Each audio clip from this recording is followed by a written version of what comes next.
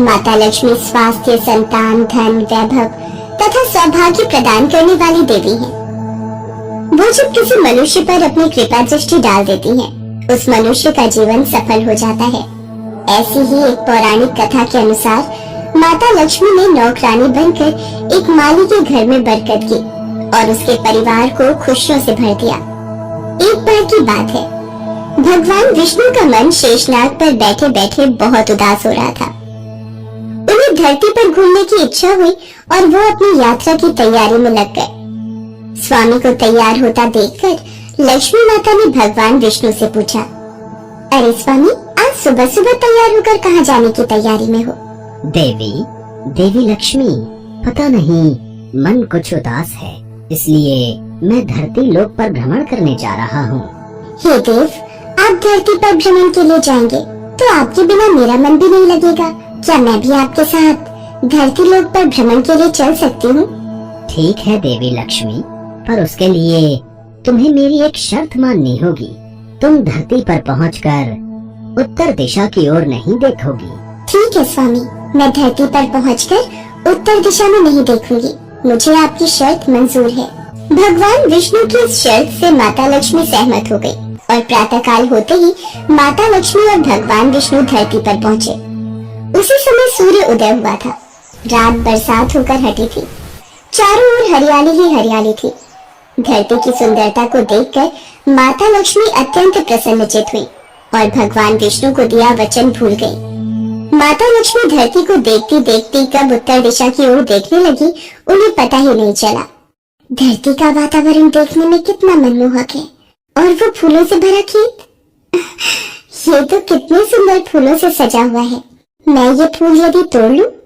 उत्तर दिशा में माता लक्ष्मी को एक बहुत ही सुंदर फूलों का खेत नजर आया और उसी तरफ से खुशबू के साथ बहुत ही सुंदर सुंदर फूल खिले थे। ये एक फूलों भरा हुआ खेत था। माता लक्ष्मी बिना सोचे समझे उस खेत में चली गई और एक सुंदर सा फूल तोड़ कर ले आई। जब माता लक्ष्मी भगवान विष्णु के पास वापस आई तो भगवान विष्णु की आंखों में आंसू थे। ये देखिए स्वामी, कितना सुंदर फूल है। अरे स्वामी, आपकी आंखों में ये आंसू क्या हुआ? स्वामी, क्या मुझसे कोई गलती हुई है? बताइए स्वामी। देवी लक्ष्मी, आप मेरा वचन याद नहीं रख पाई। शर्त के अनुसार आपको उत्तर दिशा में नहीं देखना था और साथ ही साथ आपको ये भी सोचना था कि किसी की कोई भी वस्तु को कभी भी किसी से बिना पूछे नहीं लेना चाहिए। स्वामी, मुझसे भूल हो गई, मुझे क्षमा कर दीजिए। देवी लक्ष्मी, आपने जो भूल की है उसकी सजा आपको जरूर मिलेगी। जिस माली के खेत से आपने बिना पूछे फल तोड़े हैं, ये भी एक प्रकार की चोरी है। इसलिए देवी लक्ष्मी, आप 3 वर्ष तक माली के घर में रहेंगी। इसके बाद मैं स्वयं आपको वैकुंठ वापस बुलाऊंगा। जैसी आपकी आज्ञा स्वामी। माता लक्ष्मी ने चुपचाप सिर झुकाकर वचन स्वीकार किया और भगवान विष्णु वैकुंठ लौट गए। माता लक्ष्मी ने गरीब लड़की का रूप धारण कर लिया। खेत के मालिक का नाम माधव था। माधव की पत्नी 2 बेटे और 3 बेटियां थी। सभी उस छोटे से खेत पे काम करके किसी तरह से गुजारा करते थे। खेत के पास ही माधव की झोपड़ी थी। माता लक्ष्मी माधव की झोपड़ी पर जाती है। माधव लड़की को देखकर पूछता है, तुम कौन हो और इस समय तुम्हें क्या चाहिए? मैं तुम्हारी क्या मदद कर सकता हूँ? मेरा नाम लक्ष्मी है। मैं एक गरीब लड़की हूँ। मेरी देखभाल करने वाला कोई नहीं। मैंने कई दिनों से कुछ भी नहीं खाया। मुझे कोई भी काम दे दो और मैं तुम्हारे घर का काम भी कर दिया करूँगी। बस मुझे अपने घर में एक कोने में आसरा दे दो। माधव बहुत ही अच्छे दिल का आदमी था। उसे लड़की पर दया आ गई। वो लड़की से बोला, देखो बिटिया, मैं तो बहुत ही गरीब माली हूँ। मेरी कमाई से मेरे घर का खर्च बड़ी मुश्किल से चलता है, लेकिन अगर मेरी 3 की जगह 4 बेटियां होती तो भी मैंने ही गुजारा करना था। जैसा रूखा सूखा हम खाते हैं वही खिला सकता हूँ। यदि तुम मेरे यहाँ यही रूखा सूखा खाकर खुश रह सकती हो तो अंदर आ जाओ। आपने मुझे अपनी झोपड़ी में शरण दी, आपका बहुत बहुत शुक्रिया। माता लक्ष्मी 3 साल माधव के घर पर नौकरानी बनकर रही।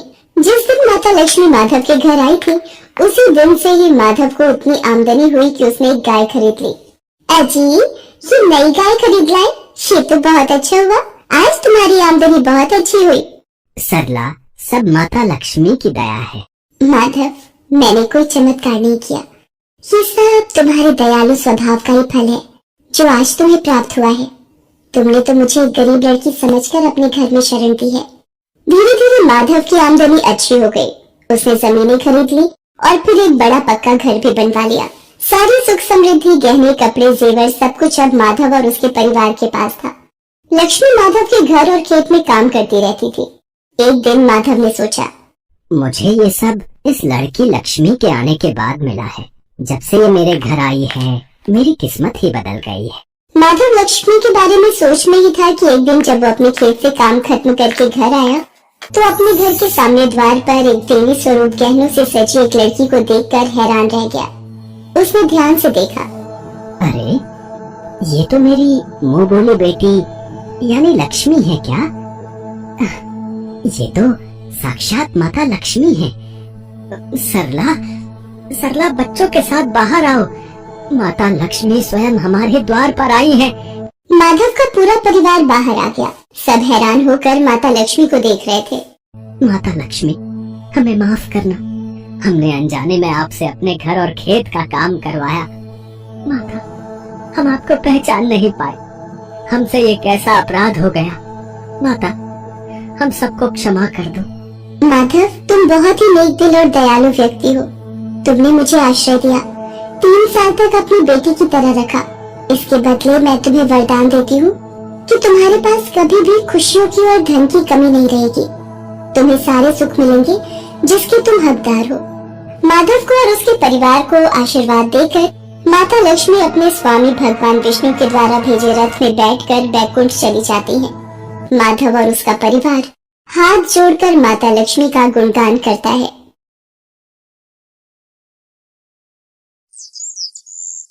गंगुआ नाम का एक चोर था। वो चोरी का काम इतनी सफाई से करता था कि पुलिस भी उसे आज तक नहीं पकड़ पाई थी। वो हमेशा चोरी करके पुलिस के हाथों से बच निकलता था। गंगुआ रोज रात को चोरी के लिए निकलता और किसी न किसी बड़े सेठ के घर में हाथ मार ही लेता था। गंगुआ की पत्नी ममता उसे कई बार चोरी के लिए मना करती, पर वो अपनी पत्नी की बात नहीं मानता था। तुम्हें कितनी बार कहा है ये चोरी का काम छोड़ दो।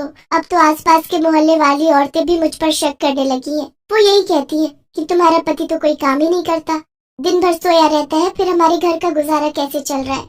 अब मैं उन औरतों को क्या बोलूं कि रात भर तुम चोरी करते हो और दिन में घोड़ी बेचकर सोते हो। कुछ तो शर्म करो। अरे क्यों सुबह सुबह मेरी नींद खराब कर रही है? सोने दे। वैसे भी कल रात चोरी करके कुछ भी हाथ नहीं लगा। मुझे तो लगता है तेरी ही नजर लग गई है। जब देखो मुझे काम के लिए टोकती रहती है। अब मुझे सोने दे, रात को मुझे फिर से चोरी पर निकलना है। गंगुआ रात को चोरी करने निकलता है, पर उस रात भी वो किसी भी घर में चोरी नहीं कर पाता। ऐसे ही कई दिन बीत जाते हैं। गंगुआ परेशान हो जाता है क्योंकि अभी तक उसने कोई भी चोरी नहीं की थी। वो गुस्से में भरा हुआ घर लौट आता है। उसी गांव में मोतीलाल नाम का एक बहुत ही अमीर और लालची व्यापारी रहता था। मोतीलाल दिखावा करने में बहुत ही माहिर था। गांव वालों के सामने वो खूब दान पुण्य करने का दिखावा करता ताकि सब गांव वाले उसकी खूब वाहवाही करें। मालिक, कुछ गांव वाले मिलने आए हैं। हाँ हाँ, उन्हें अंदर भेज दो और सबके लिए चाय पानी का इंतजाम करो। सब गांव वाले मोतीलाल के लिए कुछ न कुछ उपहार लेकर आए थे। अरे अरे, आप सब इतना कुछ ले आए? क्या जरूरत थी इतना कुछ लाने की? सेठ जी, आपने गांव में पानी की नई टंकी लगवाई है, इसलिए गांव वाले उपहार स्वरूप ये थोड़ा बहुत लाए हैं। और ये मेरी तरफ से फसल के नए आम बच्चों के लिए लाया था। अरे तुम सब गांव वालों के काम आना और गांव की सेवा करना ही तो मैं अपना धर्म समझता हूँ। ठीक है, मैं ये रख लेता हूँ। गांव वाले अपने अपने घर चले जाते हैं। मालिक, छोटी सी टंकी लगवाने के बदले इतना सामान फायदे का सौदा है। अरे चुप चुप, दीवारों के भी कान होते हैं। जाकर देख अब कौन आया है। जा। मालिक, शिव मंदिर के पंडित जी आए हैं। जय शिव शंकर पंडित जी। जय शिव शंकर मोतीलाल जी, मंदिर की सेवा कार्य के लिए आपके पास आया हूँ। शिव मंदिर में इस सावन में नया त्रिशूल लगाने का विचार बन रहा है। सोचा आप तो इतना दान पुण्य करते हैं तो मंदिर में त्रिशूल लगाने का ये शुभ अवसर आपको ही मिलना चाहिए। ये तो बहुत अच्छा किया पंडित जी, जो आपने मुझे ये बात कह दी। मैं तो बहुत समय से ऐसा कोई शुभ कार्य करने का विचार कर ही रहा था। ठीक है, त्रिशूल के लिए जितने भी पैसे लगे आप मुझे बता देना, और त्रिशूल खाली सोने का बना होना चाहिए। मोतीलाल ने पंडित जी को सोने के त्रिशूल के लिए हाँ तो कर दी, पर पंडित जी के जाने के बाद वो सोच विचार में पड़ गए। सोने का त्रिशूल बहुत महंगा आएगा, दिखावा करने के चक्कर में तो मैं लुट ही गया। मोतीलाल ने शिव मंदिर में त्रिशूल लगवा ही दिया। सारे गांव वाले मोतीलाल की वाहवाही करने लगे। मोतीलाल घर लौट आया। उसी रात गंगुआ मोतीलाल के घर चोरी करने घुस गया, पर वो नहीं जानता था कि मोतीलाल जगा हुआ है। मोतीलाल ने गंगुआ को चोरी करते हुए पकड़ लिया। अच्छा, तो तुम मेरे घर में चोरी करने आया था? तू नहीं जानता, मेरा नाम मोतीलाल है, मोतीलाल। मेरे घर में चोरी करना असंभव है। मैं दिन के साथ साथ रात में भी जागता हूँ, समझा? लगता है मेरी किस्मत ही खराब है। इतने दिनों बाद चोरी करने का मौका मिला और वो भी पकड़ा गया। अब तो ये सेठ मुझे पुलिस के हवाले कर देगा। आज तक मैं पुलिस के हाथों पकड़ा नहीं गया, आज पहली बार मैं पुलिस के हाथों पकड़ा जाऊंगा। अरे अरे, घबरा क्यों रहा है? घबरा मत, मैं तुझे पुलिस के हवाले नहीं करूंगा, है? पर बदले में तुझे मेरा एक काम करना होगा। हाँ हाँ, आप जो भी कहोगे मैं करूंगा, पर मुझे पुलिस के हवाले मत करो।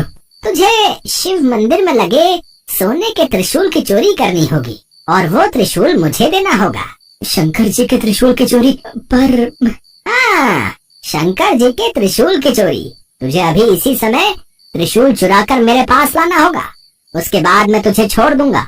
नहीं तो तू जानता है, मैं शोर मचा दूंगा और तुझे पुलिस के हवाले कर दूंगा। फिर पुलिस तुझे महीनों तक नहीं छोड़ेगी। हाँ ठीक है सेठ जी, मैं अभी जाकर त्रिशूल चुरा कर लाता हूँ। गंगुआ उसी रात शंकर जी के मंदिर जाता है और त्रिशूल को चुराकर सेठ मोतीलाल को दे देता है, पर गंगुआ को उस रात नींद नहीं आती। अगले दिन सुबह पूरे गांव में शोर मच जाता है कि शंकर जी के त्रिशूल की चोरी हो गई है। सुनो जी, तुम्हें पता है शंकर जी के मंदिर से सोने के त्रिशूल की चोरी हो गई है।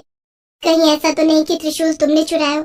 मुझे सच सच बता दो, अगर तुमने ऐसा अनर्थ किया है तो भगवान से क्षमा मांगकर त्रिशूल वापस मंदिर में लगा दो।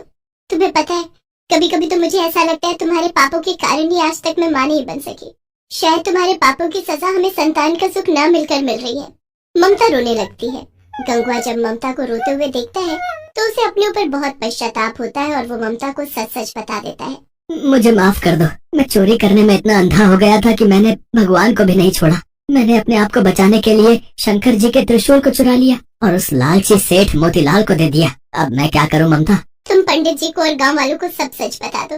डरो नहीं, सेठ मोतीलाल तुम्हारा कुछ नहीं बिगाड़ पाएगा। मैं तुम्हारे साथ चलती हूँ। गंगुआ मंदिर पहुँचता है। वहाँ पर गाँव वालों की भीड़ लगी थी।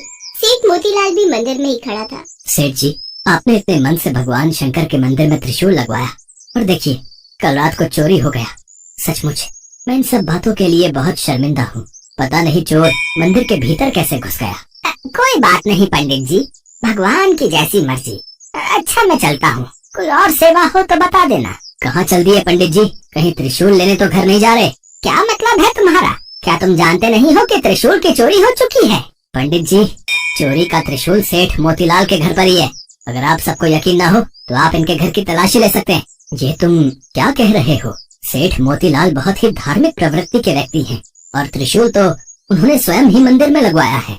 तो फिर त्रिशूल इनके पास कैसे हो सकता है? पंडित जी, ये सेठ मोतीलाल देखने में ही धार्मिक है, पर मन से बहुत ही बुरी प्रवृत्ति के हैं। गंगुआ पंडित जी और गांव वालों को बीती रात की सारी सच्चाई बताता है, जिसे सुनकर सब लोग हैरान रह जाते हैं। सेठ मोतीलाल के घर की तलाशी लेने पर शंकर जी का त्रिशूल मिल जाता है। सेठ जी, ये त्रिशूल अब आप ही रखो। आप अब इस त्रिशूल को मंदिर में लगाने के अधिकारी नहीं हैं। भगवान तो श्रद्धा के भूखे होते हैं। यदि आपका मन नहीं था दान पुण्य करने का तो आप हम सभी को साफ साफ कह देते। ये दिखावा करने की कोई आवश्यकता नहीं थी। आज के बाद इस शिव मंदिर में आपके दिए पैसों का चढ़ावा नहीं चढ़ेगा। और पंडित जी, हम गांव वाले भी सेठ मोतीलाल के हाथों से कोई धर्म कर्म के कार्य में मदद नहीं लेंगे। हाँ, हर कोई सेठ मोतीलाल के खिलाफ हो जाता है। सेठ मोतीलाल अपना समूह लेकर घर चला जाता है। हे भोले शंकर, आज मैं आपके सामने ये प्रण करता हूँ कि मैं आज के बाद कभी भी चोरी नहीं करूँगा, हमेशा मेहनत की रोटी कमाऊंगा। गंगुआ, तुमने बहुत ही ईमानदारी का काम किया है। देखना, भगवान भोलेनाथ तुम्हें इसका फल अवश्य देंगे। उस दिन से गंगुआ ने चोरी करना छोड़ दिया। अब वो मेहनत मजदूरी करता था।